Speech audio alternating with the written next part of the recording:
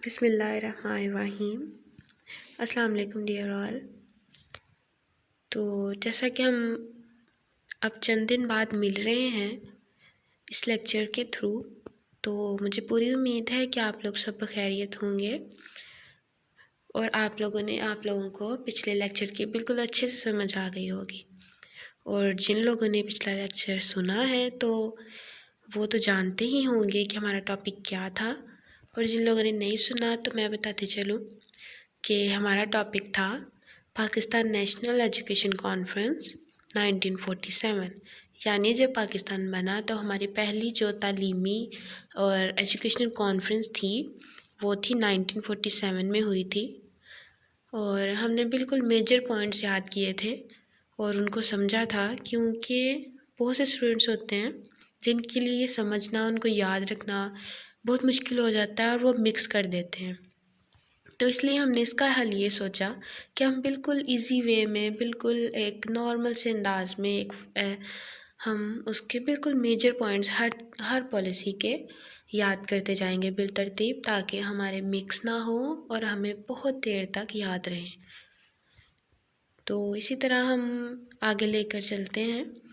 तो जैसा कि हम जानते हैं कि हमने लास्ट लेक्चर में पढ़ा था कि हमारी जो कॉन्फ्रेंस थी उसके अंदर बहुत से पॉइंट्स थे, मेजर पॉइंट्स थे, और उसके अंदर हमें बताया गया कि हम कितने साल तक इसको इम्प्लीमेंट कर रखेंगे, कैसे हम इसको स्टार्ट करेंगे, इसकी इम्प्लीमेंटेशंस, और किस तरह हम इसके ऊपर अमल दरामद करेंगे, किस तरह हम अपनी लिटरेसी को कम करेंगे, तो लोगों को लिटरेट करेंगे। वो तमाम तरीके जो हमने पढ़े थे हम उसको इम्प्लीमेंट नहीं कर सके।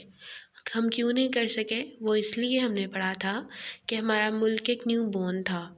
ठीक है, न्यू बॉर्न कंट्री जो होती है उसमें बहुत से वसाइल नहीं होते हैं और मसाइल बहुत ज़्यादा होते हैं। इस वजह से हमारे पास इतने वसाइल नहीं थे कि हम उसको इम्प्लीमेंट कर सकते। तो इसलिए हमें एक ज़रूरत थी कि हम एक नई पॉलिसी बनाएं और हमारे वसाइल के मुताबिक हो, और इस तरह से हो कि हमारी लिटरेसी को बढ़ा सके और हमारी ज़रूरियात को पूरा कर सके।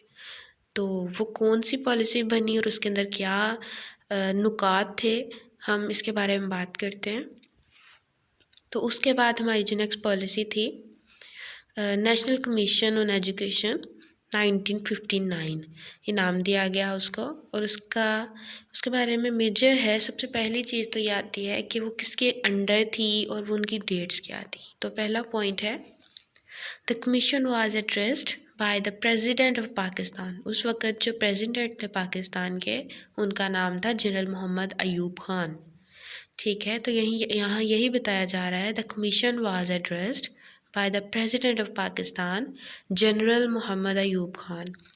और उसकी डेट आके बताई जा रही है कि ये 5 जनवरी 1959 पे ये कमीशन जो है वो बिठाया गया, और ये उसकी डेट्स मेंशन कर दी गई हैं। इसको आपको याद रखना है। जैसे हमने लास्ट में पढ़ा था, जो हमारी फर्स्ट नेशनल एजुकेशन कॉन्फ्रेंस थी वो 27 दिसंबर थी, 27 नवंबर टू 1 दिसंबर थी।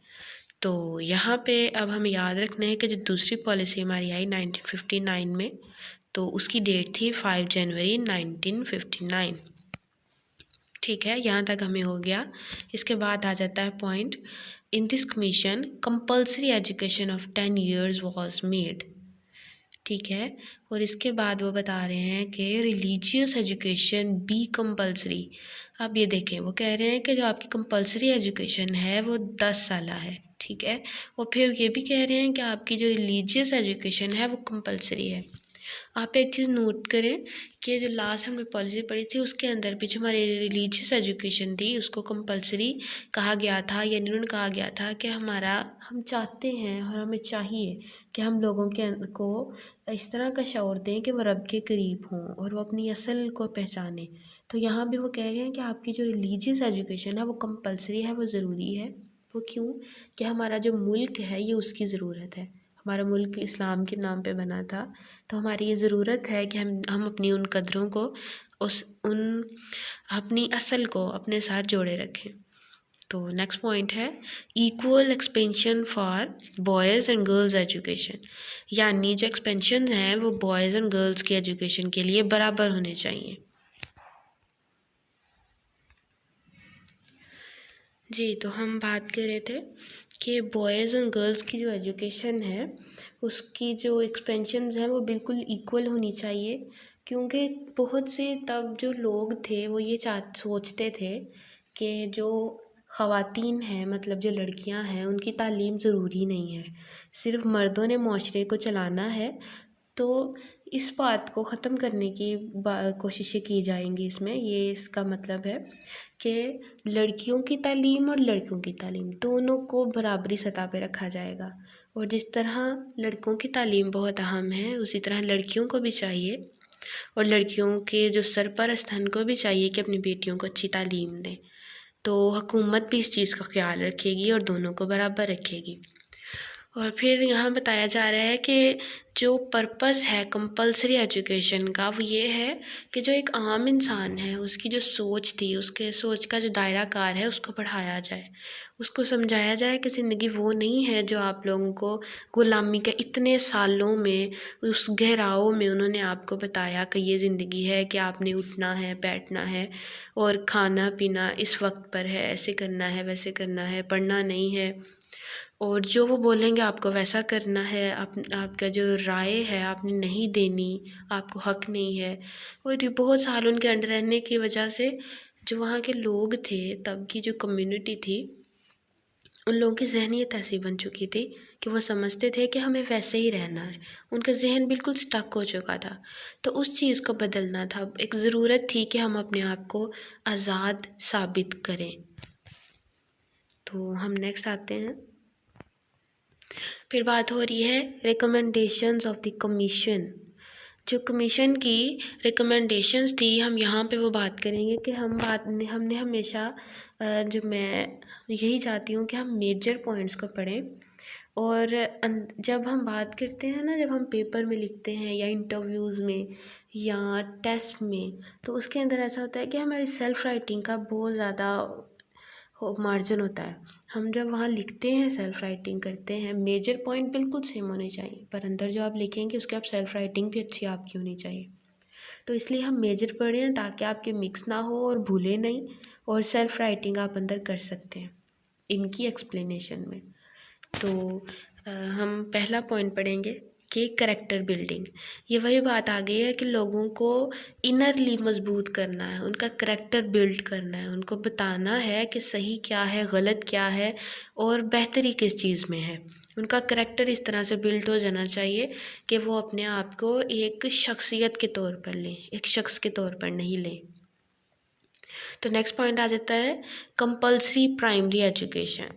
ठीक है, जो हमारी प्राइमरी एजुकेशन होगी उसको हम कंपल्सरी रखेंगे, क्योंकि वो लाजिम है हर बच्चे पर, मुल्क के हर बच्चे पर लाजिम है कि आपको कम से कम प्राइमरी एजुकेशन तो दी जाए। थर्ड पे आ रहा है कि focus on science and technical education. वो वक्त ऐसा था कि हम लोग बहुत पीछे रह गए थे। ठीक है, तो दूसरी कंट्रीज़ और मुख्तलिफ जो वहाँ के लोग थे, वहाँ के रहने वाले लोग थे, वो बहुत देर से आज़ाद थे, वो तालीम ले रहे थे, उनके करैक्टर्स बिल्ड थे, उनकी पर्सनैलिटीज़ बन चुकी थी, उनकी तरबियत हो चुकी थी। तो वो लोग साइंस और टेक्नोलॉजी में बहुत आगे निकल गए थे, और हमारा मुल्क एक न्यू बॉर्न था और बिल्कुल इब्तदाई मराहिल में, और हमें ज़रूरत थी इस बात की कि हम भी साइंस को पढ़ें और टेक्निकल एजुकेशन को साथ लेकर चलें। फिर आ जाता है अगला next point, national language as medium of instruction. जी, तो ये बहुत ही ज़्यादा ख़ास एक अहम पॉइंट है। मेरा मानना ये है कि जब हम किसी को पढ़ाते हैं, किसी को समझाते हैं, तो उसके लिए वो ज़ुबान इस्तेमाल करनी चाहिए जो कि उसको आती हो। तो इससे ये होगा कि अगर उसको तमाम ज़ुबान, तमाम अल्फाज जो हम बोल रहे हैं वो समझ आ रहे हैं, तो उसकी तमाम एनर्जी जो होगी वो नई चीज़ को याद करने में लगेगी, नई चीज़ को समझने में लगेगी। ठीक है, तो इस तरह वो अच्छे से समझ सकेगा, उसके अंदर एक चीज़ बैठ जाएगी। और यहीं आप मिसाल ले लें कि अगर मैं यहाँ पे कोई चाइनीज़ बोलना शुरू कर दूँ, या मैं आप लोगों को इस तरीके से समझाऊँ कि ऐसी लैंग्वेज बोलूँ जो आप समझ ही नहीं पाएँ, तो फिर आप लोग क्या, आपकी जो एनर्जी है वो आधी तो यहाँ लग जाएगी कि मैम बोल क्या रही हैं, ठीक है। और फिर उसके बाद जो आधी आपकी एनर्जी बचेगी वो उस पर लगेगी जो मैं आपको पढ़ा रही हूँ, तो आप वैसे नहीं समझ सकेंगे। इसलिए वो ये ख़ास बात की गई थी कि जो आपकी नेशनल लैंग्वेज है उसको ही मीडियम ऑफ इंस्ट्रक्शन बनाया जाएगा, ताकि आप लोग अच्छे से समझ सकें कि क्या कमियां हैं, क्या फ्लॉज हैं, क्या ख़ासियत है, क्या हमें चाहिए करना और हमें क्या समझना है, ठीक है, ताकि आप उसको बाद में इम्प्लीमेंट अच्छे से कर सकें। नेक्स्ट 5th पॉइंट है हमारा 3 ईयर डिग्री प्रोग्राम। जो हमारा डिग्री प्रोग्राम होगा उसको हम 3 साल रखेंगे। बाद में ये तब्दील हो गया था, पर यहाँ पे जो उस कमीशन उस पॉलिसी के मुताबिक 3 साल डिग्री का प्रोग्राम था। फिर उसके बाद है जी एलिमिनेशन ऑफ इलिटरेसी। वही बात आ गई है कि जो मैं स्टार्ट पे की थी कि इलिटरेसी को ख़त्म करना एक सबसे अहम हमारा मकसद था, कि उस वक्त हमारे जो जो लिटरेट पर्सन थे वो चंद चंद गिने हुए लोग थे, ठीक है। हमें अपनी लिटरेसी को बहुत आगे लेके जाना था ताकि हम ज़माने का मुकाबला कर सकें। तो नेक्स्ट 7 पॉइंट हमारे पास है establishment of university grant commission. यानी यूनिवर्सिटी है जो उसकी इस्टेब्लिशमेंट जो है वो भी की जाएगी और उसके लिए कमीशन है। और 8 पॉइंट पे है examination system should be combination of internal 25% and external 75% evaluation. जो आपके एग्जामिनेशन सिस्टम की जो एवेल्यूएशन होगी वो किस तरह से होनी चाहिए, उन्होंने आपको पॉइंट्स में बता दिया, उसकी परसेंटेज बता दी है कि जो 25% है वो इंटरनल होनी चाहिए और 75% जो है वो एक्सटर्नल होनी चाहिए, ठीक है। तो 9 पॉइंट पे हम आ जाते हैं। इसमें है religious education should be introduced in 3 stages. जो रिलीजियस हमने पहले स्टार्ट पे पढ़ा था, जब हम इंट्रो पढ़ रहे थे, मेजर पॉइंट्स हम पढ़ रहे थे, उसको कह रहे थे कि रिलीजियस एजुकेशन जो है वो कंपलसरी होनी चाहिए। तो जब हमने इसकी एक्सप्लेनेशन पढ़ी तो उसके अंदर वो हमें बता रहे हैं कि तब क्या डिसाइड हुआ था। तब ये डिसाइड हुआ था कि जो रिलीजियस एजुकेशन है उसको 3 लेवल्स में 3 स्टेजेस में दे दिया जाएगा। जैसे कि कंपलसरी जो है वो मिडल लेवल तक है, यानी मिडल लेवल तक आप को पढ़ना जो है रिलीजियस एजुकेशन जो है मजहबी तालीम जो है वो कंपलसरी है, वो लाजमी है, आपको पढ़नी ही पढ़नी है। फिर दूसरी स्टेज की बात आ जाती है कि सेकेंडरी लेवल पे आपको ऑप्शनल आ जाता है, कि आपका ये बिल्कुल ऑप्शन है कि आप पढ़ना चाहते हैं या आप नहीं पढ़ना चाहते, यह आपकी अपनी मर्ज़ी है। या आप उसकी जगह दूसरा कोई सब्जेक्ट रख सकते हैं या आपकी मर्ज़ी, यहाँ पे आप पे डिपेंड करता है, आपकी चॉइस पे। तो फिर स्टेज 3 पे आ जाता है, वो कहते हैं कि रिसर्च एट यूनिवर्सिटी लेवल। जब हम यूनिवर्सिटी लेवल पे आ जाते हैं तो फिर इसमें एक रिसर्च का फैक्टर भी ऐड कर दिया गया है। तो जैसा कि हमने इसके तमाम मेजर पॉइंट्स पढ़े और ये बहुत ही इजी थी, और ये अगर आप इसको रिलेट करके पढ़ेंगे फर्स्ट के साथ, सेकंड के साथ, थर्ड के साथ, जैसे कि मैं आपको नेक्स्ट से पढ़ाऊँगी तो मैं साथ साथ आपको बताती जाऊँगी कि ये चीज़ इनमें सिमिलर है। जैसे मैंने आपको इस लेक्चर में भी आपको बताया कि ये सिमिलर है, ये आपको याद रखना है, ये ज़्यादा इम्पोर्टेंट है, इसकी ये एक्सप्लेनेशन है। तो इस तरह आपको भी उसी तरह से याद रखना है ताकि आप भूलेंगे नहीं। तो हमने तमाम मेजर पॉइंट्स पढ़े, हमने कुछ भी स्किप नहीं किया जो कि लाजमी था, इसलिए आप बेफिक्र रहें। और यहाँ हम लास्ट पे आ रहे हैं, यहाँ पे है कि इम्प्लीमेंटेशन की बात हो रही है, कि जब उसको इम्प्लीमेंट करने की बात आती है, हमने पूरी बना ली पॉलिसी, अब हम कह रहे हैं कि हमने इम्प्लीमेंट करना है, तो फिर तब क्या हुआ उनके साथ। अब हम ये इस दौर में 2021 में बैठकर हम ये देख रहे हैं कि जो पाकिस्तान की दूसरी नेशनल एजुकेशन कॉन्फ्रेंस थी, पॉलिसी थी, उसके अंदर उसको इम्प्लीमेंट कैसे किया गया या नहीं किया गया, या वो नहीं हुआ तो क्यों नहीं हुआ। तो यहाँ इसका जवाब है कि the national education commission recommendations for useful. वो ये कह रहे हैं कि जो उसकी रिकमेंडेशंस थी वो बहुत ही यूज़फुल थी, बहुत ही फ़ायदेमंद थी, हम उनको इस्तेमाल कर सकते थे। But due to the condition of country, मतलब जो मुल्क के हालात थे, and the situation of resources, जो हमारे पास वसाइल थे, they were not applied well, उनकी वजह से हम उसको अच्छे से अप्लाई नहीं कर सके। यानी कि वही बात आ जाती है कि जब एक मुल्क नया बनता है तो उसके अंदर बहुत से मसाइल होते हैं। मैं आपको यहाँ एक बताती चलूँ कि जो बिल्कुल शुरुआती दिन थे, जब लोग बैठे वहाँ पे, जो चंद पढ़े लिखे लोग थे, जो सरकारी कागज़ात में जो लोग मौजूद थे, वो जब डाटा लिख रहे थे, बना रहे थे, तो उनके पास लिखने के लिए सफ़ात नहीं थे। वो बहुत मुश्किल से वो वक्त गुजारा गया था। तो ये उसी तरह की ये एक मिसाल थी कि हमारे पास वसाइल कैसे थे।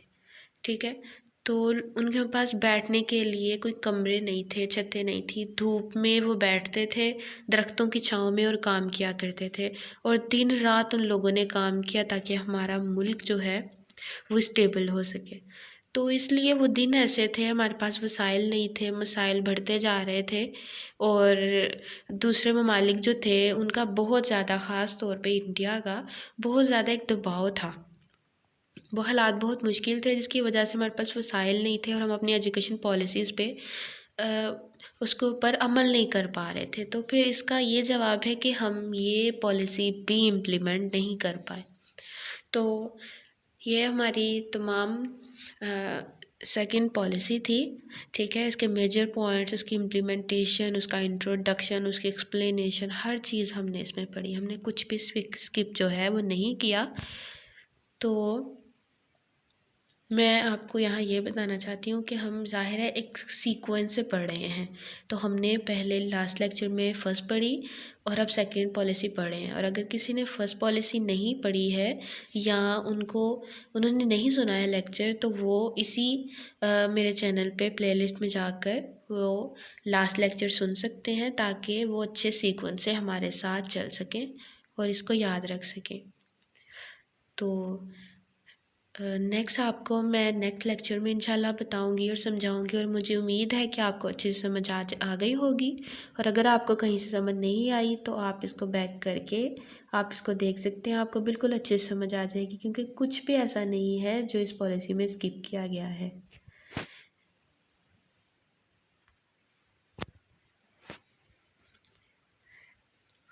और जब तक हम अपना नेक्स्ट लेक्चर प्रिपेयर करेंगे, नेक्स्ट लेक्चर आएगा, तब तक के लिए अल्लाह हाफिज़।